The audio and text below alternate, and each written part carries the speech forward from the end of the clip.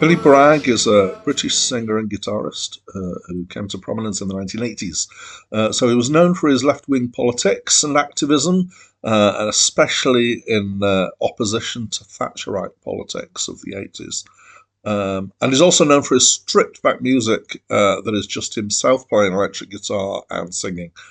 His singing's not what could be called technically skillful, but it has a certain kind of everyman appeal. It's delivered with a strong working class Essex accent, and he was considered a poet of the people before Morrissey and the Smiths came along. His lyrics are often political and acerbic, and he has been very well regarded by critics. Hi, my name's Dan. So this was the first album by Billy Bragg, and it's my second time reviewing it. So I reviewed it on my blog a few years ago when I used to have a blog. Technically, this probably you could describe it as being an EP because it was so EP. I'm sure everybody knows. I'll just to make sure, it was released on 45 RPM and it's shorter than an album, but it's got several songs on it. It's kind of often EPs are somewhere between a single and an album. So it was a 45 RPM 12 inch, but it was taken as an album for the charts in the UK, and so Acclaimed Music has taken it as an album. So I'm going to comply with that, and I'm going to, obviously review it because it's on my list. But it's probably the shortest album on the whole list, just under 16 minutes long, and that's seven short songs. So the definition of an album officially for the album charts, I believe, is it has to have a minimum of a certain number of tracks or a minimum of a certain amount of time. And I think it's 20 minutes and 5 tracks or something like that. So this hits the number of tracks rather than the time. I could be wrong on that definition, so apologies if I've got that wrong. So the other thing before I start kind of describing it is the name Life's a Riot with Spy versus Spy. So Spy versus Spy is a long running, I believe, single picture or sometimes several comic strip in Mad Magazine.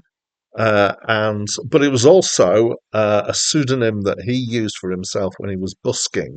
So it's actually Life's a Riot with me, is what he's saying here. And this apparently was demos of the songs that he recorded. He recorded these as demos with a view of them being recorded properly in a studio, but then it was just released as is.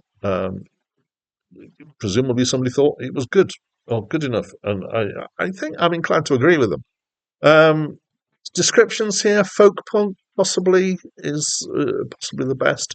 It's kind of got some punk attitude to it, but it's in that it's got immediacy and it's got rawness around the edges. But it is just him and a guitar, and mostly that's not overdriven on the guitar, and mostly it's strummed. So I'd say it's strictly rhythm. He doesn't make it cry or sing, and some people know what that's a reference to. There is one track which is The Man in the Iron Mask, which is picking rather than strumming. But I think all the rest of them are strumming. And he's reasonably strong with his strumming. He manages to produce different textures on different tracks. So that's definitely a good thing. I spotted that quite a few of the songs seem to be in G, which is obviously a go-to key for him. His voice, this is where things get interesting. I mean, it's already interesting. It's not a technically strong voice. He's got a really strong Essex accent in his singing, and I think it's unusual for people to actually sing in an accent, even if they speak with an accent. But he obviously does. He sings very strongly with his Essex, which is kind of south of London, southwest around there. Very kind of south of England, certainly strong voice.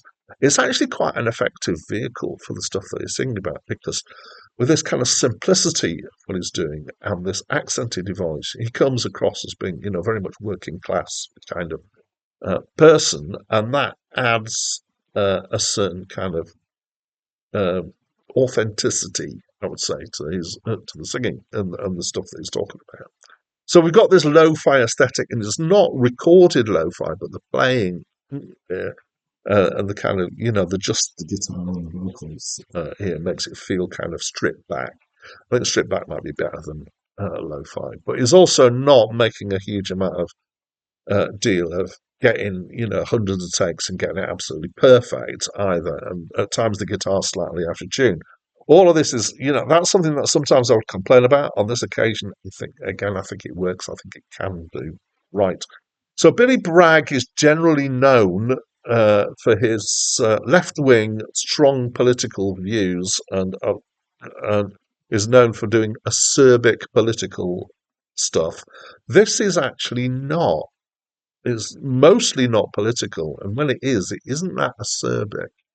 And so it's got social commentary, and I think I would probably classify 4 out of the 7 songs as being social commentary.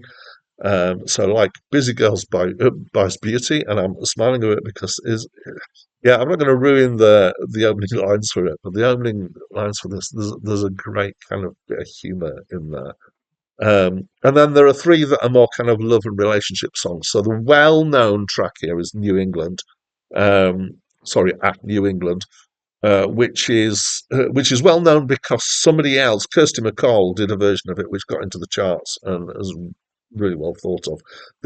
She did a version with as a female protagonist. He did it obviously as a male protagonist. Both of them work, but she changed some words to make that work. So that makes them slightly different songs, to my mind. It's a great song. Um, and the first track on the album, "The Milkman of Human Kindness," it's tender, but it's also quite clever in his idea, which is because there's this phrase, "the milk of human kindness," you probably know, and he's describing himself as being the milkman of human kindness, which means he's the person who brings the milk of human kindness. So anyway, the whole thing is quite personal and observational, and it does a job, and it does it well. So I enjoyed it. Um, I do think that he's got a skill at songwriting, and this comes across here really well on this album. So that's what I think. What do you think? Please let me know by leaving me a comment, and that's it from me for now. When he drops you off, I will not say who was that who so quickly drove away. The things you've done and the places you've been